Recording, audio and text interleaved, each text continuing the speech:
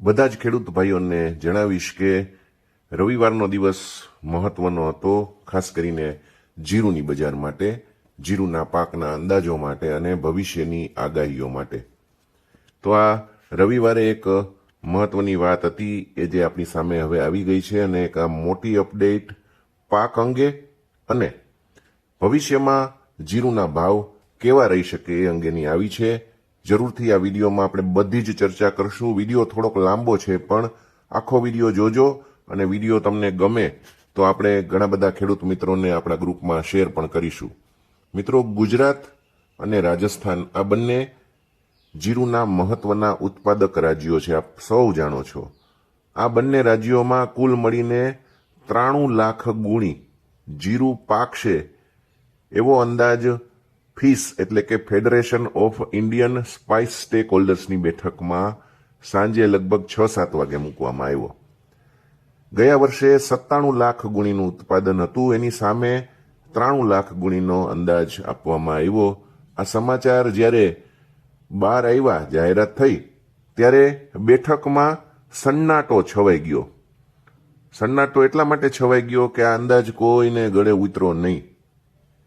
અને સૌથી મહત્વની વાત, અત્યારે માત્ર ફેડરેશન દ્વારા અંદાજ આવ્યો છે, પણ અંદરની વાત શું છે એ ખાસ આપણે આ વિડીયોમાં જોવાનું છે. અને ખાનગી વેપારીઓ કેવો અંદાજ મૂકે છે, મારે ઘણા બધા લોકો સાથે ચર્ચા થઈ. હું હમણાં જ બેઠકમાંથી મળેલી માહિતી લઈને ઘરે પહોંચ્યો છું અને સીધો જ આ વિડીયો બનાવવા બેઠો છું. તો નિકાસકારો અને ટ્રેડરો ખાસ કરીને એની સાથે મેં ઘણી બધી વાતચીત કરી અને કીધું કે ભાઈ આ ફીસ દ્વારા જે અંદાજ મૂકવામાં આવ્યો એ ખરેખર સાચો લાગે છે. તો જે મને જવાબો મળ્યા એ હકીકત બહાર આવી. આની વિગતો તમને મોટા ભાગે ક્યાંયથી નહીં મળે, કોઈ છાપાવાળા તમને નહીં આપે, કોઈ ચેનલ નહીં આપે, કારણ કે આ મારો અભ્યાસ છે. એ ખાસ જોજો અને એ તમે ધ્યાનમાં રાખીને જ વિડીયો આગળ જોજો. કેટલીક વિગતો એવી આવી તો એમાં જાણવા મળ્યું કે ઘણા બધા વિસ્તારોમાં પાક જોરદાર છે, પાકની પરિસ્થિતિ સારી છે અને ખાસ કરીને ઉતારા પણ સારા છે. ઘણા બધા વિસ્તારોમાં પ્રોડક્શન કમજોર પણ છે, ઉતારા નબળા પણ છે. સૌથી મોટું ફેક્ટર, સૌથી મોટું કારણ બજારમાં ખાસ કરીને આવક અને માગનો ખેલ બનશે ને એની સાથે પાકનો અંદાજ. આ ત્રણેય બાબતો તમારે હવે ખાસ ધ્યાનમાં લેવાની છે. એટલે યાદ રાખજો મિત્રો, ફક્ત આંકડાઓ જે આવ્યા છે જોઈને નિર્ણય નહીં લેતા. આગળના દિવસોમાં ભાવમાં મોટો ફેરફાર અવશ્ય આવી શકે છે. કારણ કે આજે તમે જો કોઈ નિર્ણય લેશો તો તમારું લાખો રૂપિયાનું નુકસાન કે નફો નક્કી થઈ શકે એવું છે અને આ વિડીયોમાં તમને એવી જાણકારી મળવાની છે. તમને વિનંતી એટલી જ છે કે આ વિડીયો હમણાં જ વધુમાં વધુ ખેડૂતો સુધી પહોંચાડો, ચેનલને સબસ્ક્રાઇબ કરો અને બેલ આઇકોન દબાવો. વધુને વધુ ખેડૂતોને મોકલશો તો ખેડૂત સમાજ સમગ્ર જાગૃત થશે. એ બાબત તમને એટલા માટે કહી રહ્યો છું. અહીં તમને બજારની સાચી અને અંદરની માહિતી મળવાની છે અને આગળના જે કાંઈ અત્યારે આપણે વિડીયોમાં વાત કરીએ છીએ એમાં તમને આ ખુલાસો થશે કે ખાસ એ ખુલાસો છે કે જીરુના ભાવ હવે ક્યાં થશે. તો પૂરો વિડીયો જોજો, નિર્ણય સમજદારીથી લેજો. મિત્રો, ફીસની બેઠકમાં જ્યારે પાકના અંદાજો રજૂ થતા હતા ત્યારે એક વાત સ્પષ્ટ જોવા મળી હતી અને એ વાત તમને કહું છું.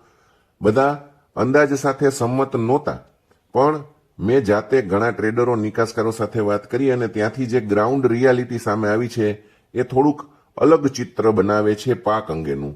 પણ સૌથી મહત્વની વાત આપણે એ કરીએ કે જૂનો સ્ટોક કેટલો છે અને આની ચર્ચા બધે જ સતત થતી આવી છે. અલગ અલગ સ્તરે મેં પણ પૂછપરછ કરી છે. ફીસની બેઠકમાં સત્તાવાર રીતે પણ રજૂ થયું, એમાં સ્ટોકિસ્ટો, નિકાસકારો બધાએ જે કહ્યું એમાંથી એક સામાન્ય તારણ એ નીકળ્યું કે જૂનો સ્ટોક ખરેખર કેટલો છે. તો માર્કેટની અંદર જૂનો સ્ટોક લગભગ 25 થી 30 લાખ ગુણી છે અને આ આંકડો ખૂબ જ મહત્વનો છે કારણ કે આ આંકડા સાથે બધા જ લોકો સહમત હતા. ખાસ યાદ રાખજો, આ આંકડા સાથે બધા જ લોકો સહમત હતા. અને આ સ્ટોક એવો છે કે જ્યારે 2022-23માં રેકોર્ડ બ્રેક ઉત્પાદન જીરાનું થયું એ પછી ધીરે કરતો માર્કેટમાં ખેંચાતો આવ્યો છે. આગળના વર્ષનો ન વપરાણો એટલે આ વર્ષનો પડ્યો રહ્યો હોય, આવી રીતે આ સ્ટોક જમા થતો રહ્યો છે અને એ સ્ટોક અત્યારે આ સિઝનમાં અત્યારે જે સિઝન ચાલુ થઈ એની અંદર 25 થી 30 લાખ ગુણી જેટલો આવશે. આ બહુ સ્પષ્ટ બાબત છે, એટલે ગાંઠ બાંધી લેવાની આપ સૌને વિનંતી છે. હવે પ્રશ્ન એ છે કે શું આ સ્ટોક આવનારા સમયમાં ઘટશે?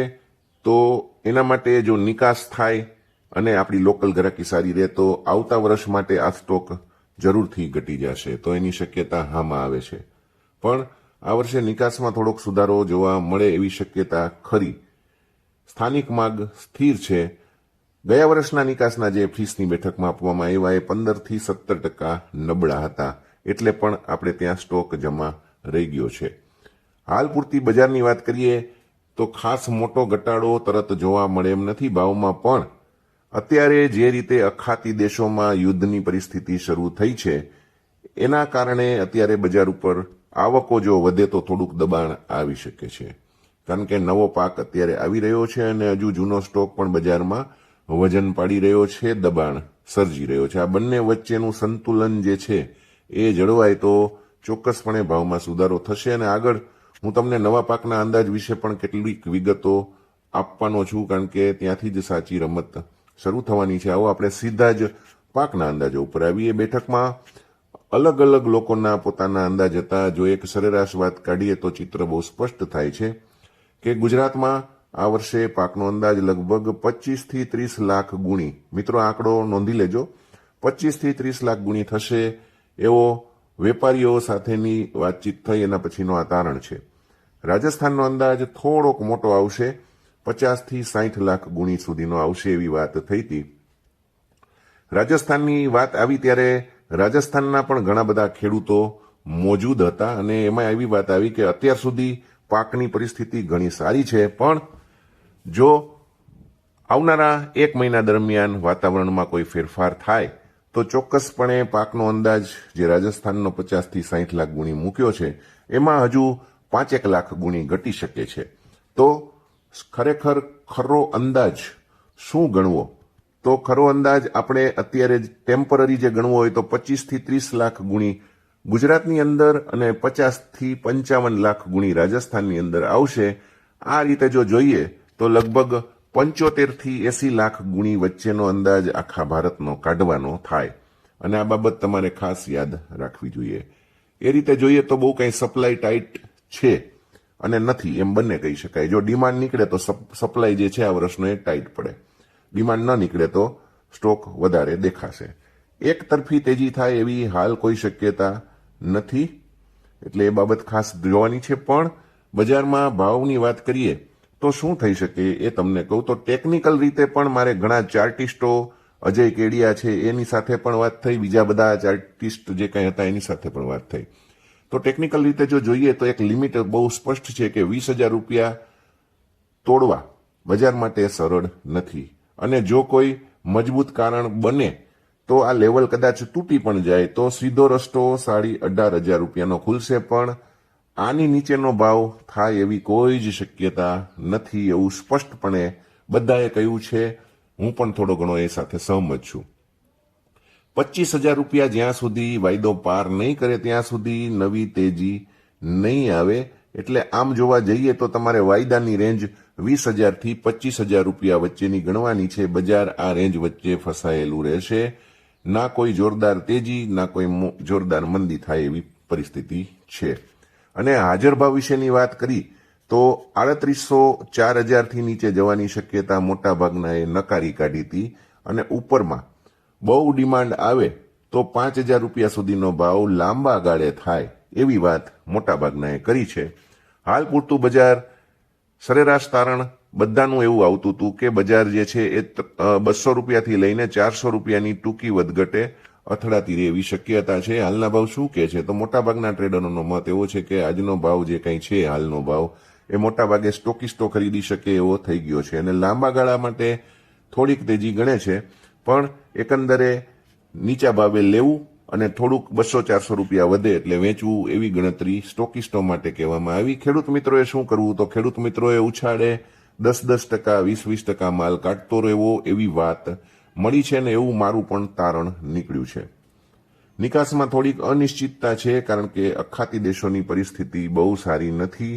જે અત્યારે યુદ્ધ જેવી પરિસ્થિતિ નિર્માણ પામી છે એનાથી થોડીક અસર નિકાસમાં આવી શકે, થોડો ટાઈમ આવી શકે, પણ એકંદરે જે માલ આજે નહીં લે એ માલ કાલે લેવા આવવું જ પડશે. ખાસ કરીને ચાઇનાનું ફેક્ટર બહુ મહત્વનું રહેશે. તુર્કી સિરિયામાં બહુ પાકના અંદાજોના ઠેકાણા નથી, ત્યાં ઉત્પાદન કંઈ ખાસ થતું નથી. એટલા માટે ચીન મહત્વનું બનશે. ચીનમાં આ વર્ષે ઉત્પાદન નબળું રહેશે એવી વાત આવે છે, પણ જૂનો સ્ટોક ત્યાં છે એટલે ચીનની ખરીદી કેટલી આવે છે ખાસ આપણે જોવાનું છે. હાલ લોકલ માર્કેટમાં નીચા ભાવે લેશે એ સ્ટોકિસ્ટો ફાવશે અને ઊંચા ભાવે જે વેચશે એ ખેડૂતો ફાવશે. અત્યારે મસાલા બનાવનાર વેપારીઓ, પ્રોસેસર્સ બધાને નવા સિઝનનો સારો સૂકો માલ જોઈએ છે. જેમ જેમ સારો માલ માર્કેટમાં સૂકો માલ આવશે એમ લોકલ ખરીદી વધશે, આ બહુ સ્પષ્ટ છે. એટલે હાલના ભાવ બોટમ જેવા છે, એનામાં ઘટાડાની જગ્યા ઓછી છે. નથી એમ હું નથી કહેતો મિત્રો. આખી સ્થિતિને એક જ લાઇનમાં સમજીએ તો જૂનો સ્ટોક સારો એવો છે, બજાર ઉપર દબાણ કરી ગયો છે અત્યાર સુધી, પણ સાથે નવી આવક પણ ઘણી છે. ડિમાન્ડ ધીરે ધીરે ઊભી થાય છે, આ બજારને અત્યારે વધવા નથી દેતી. હવે બજાર ક્યાં જાય એની વાત કરીએ તો ટૂંકી વધઘટ થશે. મેં તમને કહ્યું તેમ 200 થી 400 રૂપિયાની મૂવમેન્ટ વચ્ચે બજાર અથડાય. નવું કોઈ કારણ આવે, નિકાસ બહુ થાય તો આગળ જતા કદાચ 500-600 રૂપિયા સુધીની તેજી પણ થઈ શકે, આવી વાત બહાર આવી છે. મિત્રો, વિડીયો કેવો લાગ્યો જરૂરથી કોમેન્ટ કરજો. આપ સૌને અત્યારે જય શ્રી કૃષ્ણ.